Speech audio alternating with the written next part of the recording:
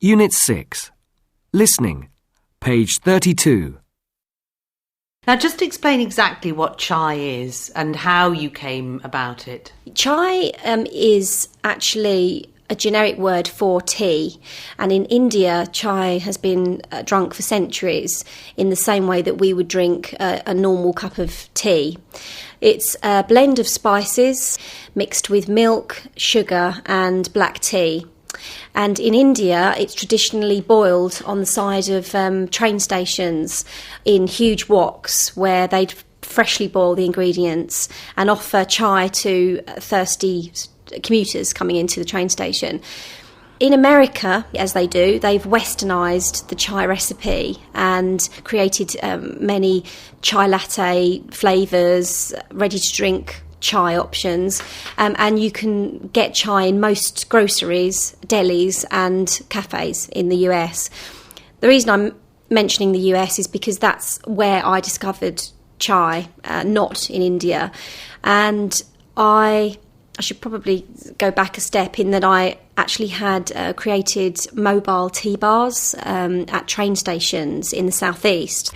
So the idea was to create upmarket tea bars where commuters could have coffee but have a nice range of maybe fruit teas, herbal teas, and this chai was the perfect addition to our diverse menu. We researched the market a lot and found very, very few people selling it in this country, but the only people that were importing it from America. Problem was, it cost a fortune to import, and the supply chain kept breaking down, and so customers would, get very annoyed with us. So really, the decision to try and create my own chai was born out of just supplying my own tea bars, not really anything wider than that. I should say it took a year in development.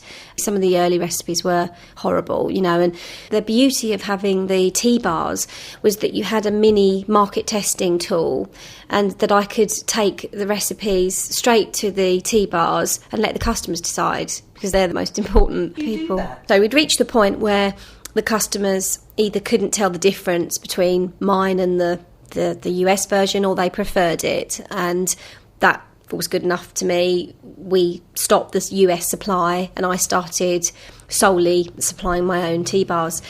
If I was producing chai for my customers and they were enjoying it, why could that not be expanded on a wider scale, possibly selling to other cafe bars or even retail in supermarkets? So I decided to just approach the supermarkets and just see what they thought. Sent in samples to Tesco, really not expecting much back, and got a call back to say that they absolutely loved the samples and would be interested in meeting me. And so last summer we went in to have the meeting with the buyer and pitched my research in the US and how I thought it would be placed in the UK, and he offered 230 stores nationwide straight away, at which point my mouth dropped, rather like yours is now.